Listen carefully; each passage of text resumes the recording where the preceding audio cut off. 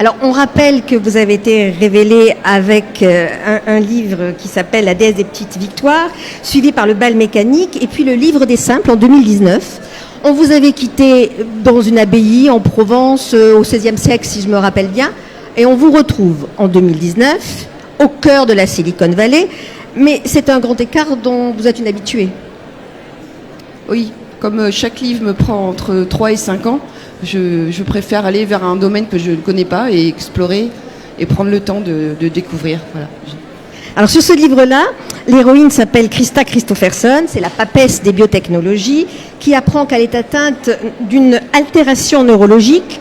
Alors pour faire simple, moi je vais dire qu'il coupe le pont entre les émotions et les sentiments. Et donc la première question, c'est mais finalement, c'est quoi la différence entre les émotions et les sentiments ? Alors c'est une question fondamentale auquel j'ai eu accès à la réponse au moment où je me suis documentée. Les émotions, en fait, ce sont des comportements qui sont plus ou moins codés par l'évolution et qui nous permettent de nous adapter aux situations. Donc ce sont des réponses comportementales. Donc c'est le corps qui parle. Des accélérations cardiaques, la main moite. Les mains moites, enfin, c'est un peu tôt, ça y est, même l'émotion me coupe l'air du langage. Mais, le sentiment, c'est la pensée de l'émotion, c'est-à-dire qu'il y a un endroit dans le cerveau, en particulier les noyaux gris centraux, qui transforme les informations corporelles qui remontent vers le lobe préfrontal en pensée. Donc le sentiment est la pensée de l'émotion. Donc c'est du cognitif. D'accord. Et comme vous l'avez dit, vous vous documentez beaucoup, donc on apprend des choses. Vous maniez aussi bien le littéraire que le scientifique, et vous nous vulgarisez ça. Et on apprend que dès 1960, il y a un répertoire des sentiments, où des émotions justement, où l'on classe les émotions de tous les peuples du monde en 6 grandes catégories.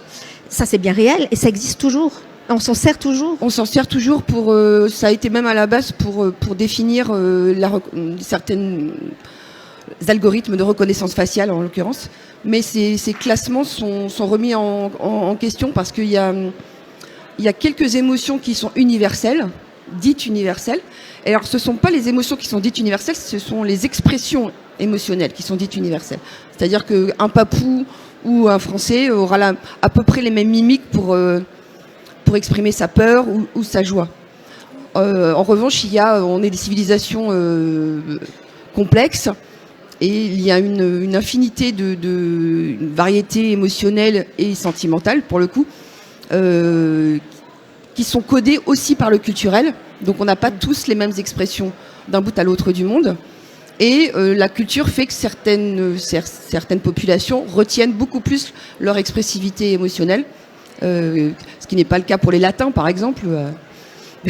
Qui ne retiennent rien, bien sûr. À la base de ce livre, il y a non pas une lecture, mais une relecture de Mary Shelley et de Frankenstein, ou le Prométhée moderne. Oui. Cette relecture, elle vous dit quoi ? Alors ça a été une illumination, parce que j'étais déjà en pleine documentation. Ça faisait un moment que je voulais écrire un livre autour du thème de l'intelligence artificielle. Et en même temps, je relisais des grands chefs-d'œuvre de la littérature de SF. Vous les remerciez à la fin du livre. Voilà, forcément. Et donc je lisais le Frankenstein de Mary Shelley, et en même temps, je lisais une biographie d'Ada Lovelace, qui est considérée comme la première codeuse de l'histoire. Donc c'était une mathématicienne du 19e siècle. Et je lis les deux en parallèle, et à un moment, je me rends compte qu'en fait, Ada Lovelace est la fille de Lord Byron, le grand poète anglais. Et que Mary Shelley a écrit Frankenstein dans la maison de vacances de Lord Byron. Et du coup, il y a une sorte de communauté quasiment métaphysique, une conjonction métaphysique entre ces deux femmes qu'une génération sépare. Et je me suis dit, le sujet est là, en fait. C'est quelque part entre Ada Lovelace et Mary Shelley. Et mon sujet je me suis aperçu que mon sujet n'était pas l'intelligence artificielle, mais la conscience. Voilà. La conscience artificielle, puisque c'est la grande question, c'est la dernière frontière. Oui, c'est la question du livre, c'est aussi qu'est-ce qui fait l'humain ? Oui, qu'est-ce qui nous sépare de la machine ? En définitive, puisque les algorithmes sont de plus en plus perfectionnés, les intelligences artificielles peuvent simuler ou émuler des choses qui peuvent nous faire penser à une intelligence humaine. Or, on n'en est pas encore là. même si ça se rapproche de choses quand même très, très flippantes. Mais la frontière, c'est vraiment le corps. Parce que la conscience, en tout cas la conscience telle que l'humain l'a développée, elle est elle n'est que dépendante du corps. C'est justement le fait d'avoir des informations émotionnelles et des informations par l'interface qui est notre corps avec l'environnement, qui fait que toutes ces informations remontent au cerveau et nous font prendre une pensée de ce qui est nous et de ce qui n'est pas nous. C'est-à-dire le début de ce qu'on peut considérer comme une définition de la conscience. Alors, ce qui transparaît dans votre livre, c'est que vous n'avez pas peur de l'IA. Là, vous en parlez, et vous le dites de toute façon, elle est déjà là. Oui. Et ce qu'il faut, c'est juste s'adapter comme la révolution industrielle. Oui, parce que c'est une nouvelle révolution. C'est une révolution technologique majeure, et c'est aussi important que Gutenberg. C'était là. Et de toute façon, c'est déjà là, donc il faut le considérer avec tous les dangers que ça peut représenter, et bien évidemment. Mais c'est un nouvel outil. Donc il faut les nouveaux outils, il faut savoir s'en servir, ne pas en être esclave, et pouvoir développer moi je pense qu'il y a une énorme créativité à développer à partir de ces outils-là. Et puis l'intelligence artificielle peut rendre d'énormes services à l'humanité, ne serait-ce qu'en termes de santé. Voilà. Alors, dans ce livre, c'est une femme de science, elle est atteinte d'une maladie neurologique, et donc...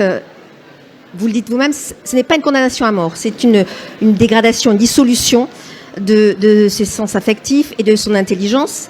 Donc elle a le temps de réagir, et elle va réagir en femme de science. Elle va construire son assistant personnel, Andrew. Andrew, c'est un peu le Frankenstein revisité par l'IA. Et avec Andrew, on se retrouve, au moment où Andrew arrive, on est en 2099, dans un autre monde.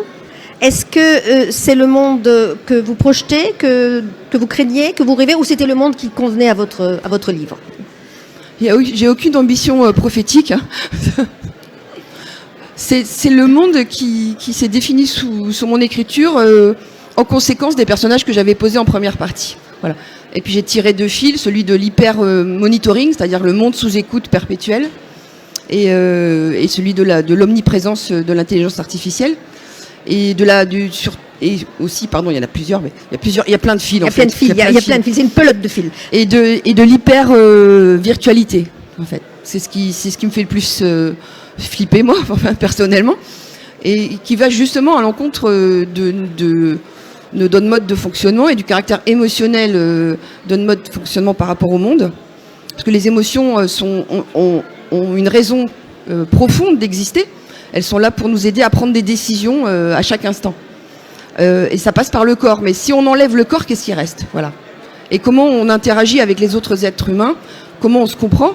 Là, je vous regarde, je vous parle et je lis sur votre visage de l'intérêt, peut-être. À moins de faire une très bonne actrice. Mais dans la savane, je pouvais... les bipèdes, ils ont les yeux devant pour justement voir exactement s'il y a du danger sur une autre espèce. Voilà. Donc toutes ces informations sont importantes pour la survie et la reproduction. Voilà. Donc l'humanité en général, c'est quand même la base. Et si on coupe tout ça, qu'est-ce qui va se passer? Est-ce qu'on peut vraiment vivre dans un monde purement virtuel et là, vous parlez de transhumanisme, oui, dans le livre, qui est une question qui fait peur.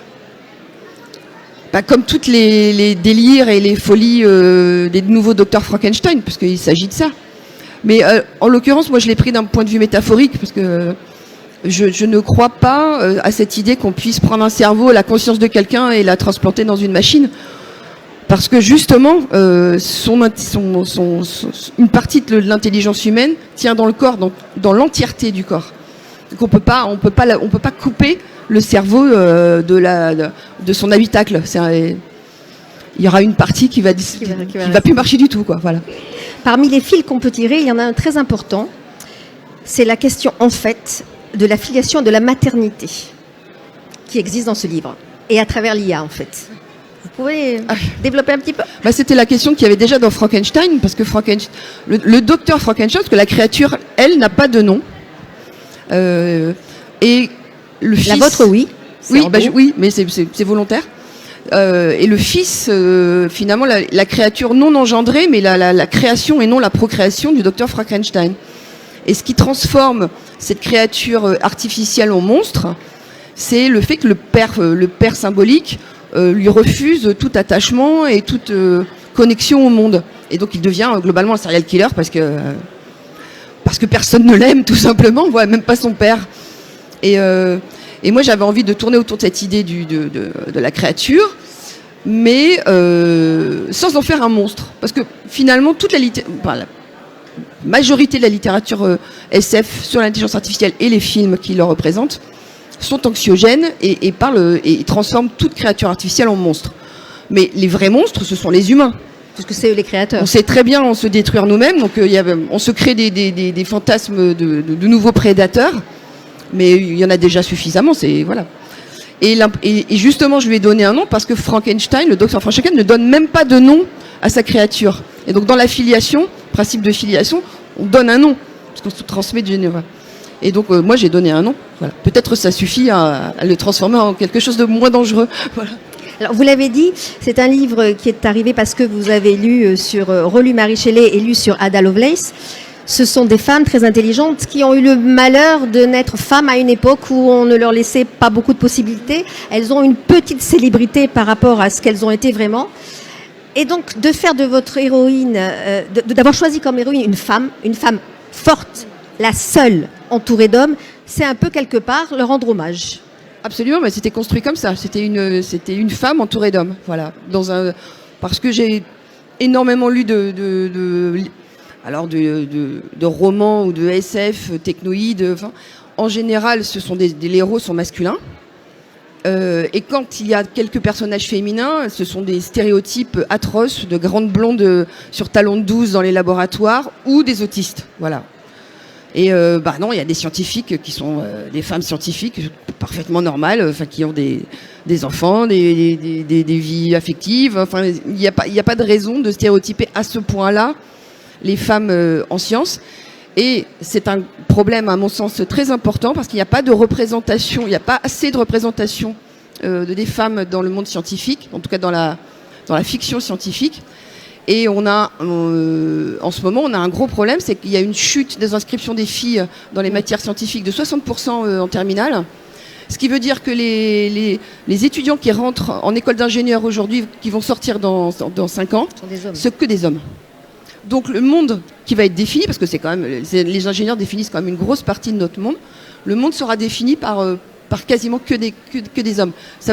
À mon sens, ça ne veut pas dire qu'ils vont mal le définir, mais c'est quand même important la parité, ne serait-ce que parce que biologiquement, on n'a pas les mêmes besoins et les mêmes. Et la complémentarité. La complémentarité est importante, voilà. Merci, merci pour ces femmes. Alors, tout au long de ce livre, on a une bande sonore, et puis il y a des clins d'œil. Il y en a un qui est jubilatoire, c'est que l'héroïne échange avec son père. Et puis, son père a une compagne qui est spécialiste de Mary Shelley et qui a donc écrit un livre que vous citez dans ce livre, des citations dans les débuts de vos chapitres. Et moi, je suis allée voir si ce livre existait. Et je me suis fait piéger. Bravo. Ça marche. Pourquoi ? Parce que ce livre n'existe pas, en fait. J'ai commencé par écrire ce livre, en fait. J'aurais même pu l'écrire en entier. J'ai écrit un petit essai sur Mary Shelley et Ada Lovelace, dont j'ai extrait des phrases pour faire des exergues. Et puis il y a une petite biographie à la fin croisée de ces deux femmes, parce que moi je tiens vraiment. Alors Mary Shelley, plus ou moins tout le monde connaît, mais Ada Lovelace, c'est plutôt un personnage qui est connu dans le monde anglo-saxon. En France, elle est vraiment très très peu connue, à part des programmeurs. Répétez ce qu'elle est, pionnière du codage informatique. Ada Lovelace, c'est vraiment une femme du 19e siècle, crinoline et rouleau dans les cheveux.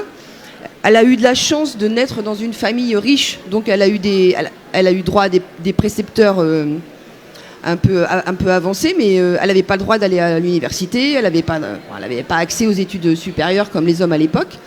Et elle travaillait avec un monsieur qui s'appelle Charles Babbage, qui est un grand physicien, inventeur, mathématicien anglais, qui avait mis au point une machine qu'on appelle la machine analytique, qui était un peu plus qu'une machine à calculer, puisqu'elle était censée pouvoir résoudre des opérations complexes. Et elle a écrit en fait le software, le langage pour faire marcher cette machine. Et donc, Babbage a fait le hardware et Ada Lovelace software. a fait le software. Ce sont les deux parents. Voilà, on retrouve là la passion de la scientifique en même temps que la littéraire.